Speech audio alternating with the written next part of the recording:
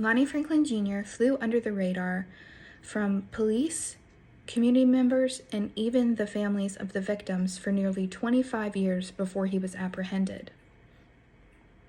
It could be said that this stems from many different things, from societal views to the police work in this investigation. Lonnie Franklin Jr. grew up in a rough side of town in Southern California. That being said, early intervention was not done because everyone around him lived a life of petty crime, gang involvement, and etc. Lonnie Franklin Jr. first showed his signs of being an aggressive sexual predator in the late 1970s when he was stationed overseas in the military and he was convicted of gang raping a 17-year-old girl. This is where the intervention should have started. However, it did not.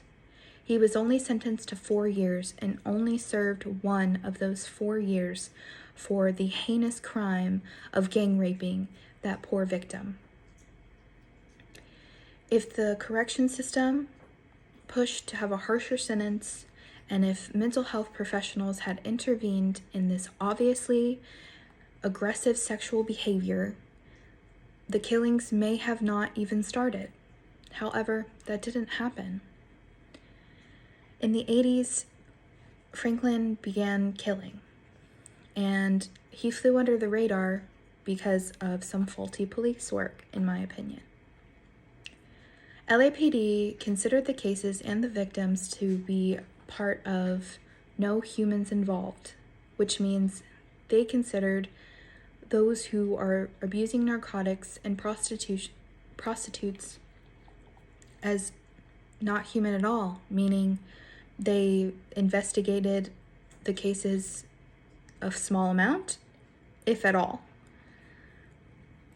The case could have very easily been intervened here, as police should have investigated more thoroughly no matter what these victims were involved in.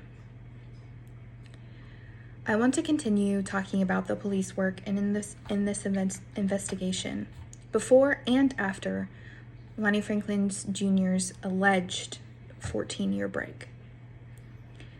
Before the 14-year break, there was not a lot done. However, there was a group that came together that was called the Black Coalition Fighting Against Black Serial Killers, and they pushed for a task force, and they eventually got one. It was for a task force for the Southside Slayer, but this task force was disbanded when the 14-year break began.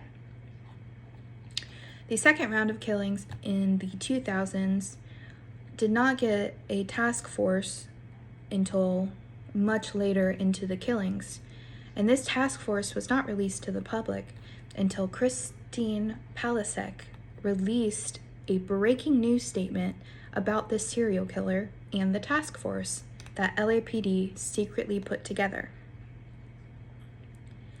If not for that group and that journalist, this case may have never been solved, because the community had no idea that this was even happening. The victims' families had no idea that this was even happening.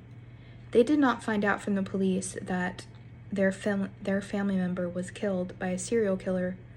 From the police, they found out from an LA Weekly article. This enraged the community for good reason. After this happened, the police went on a frenzy trying to solve this case because the community was just so angry with them.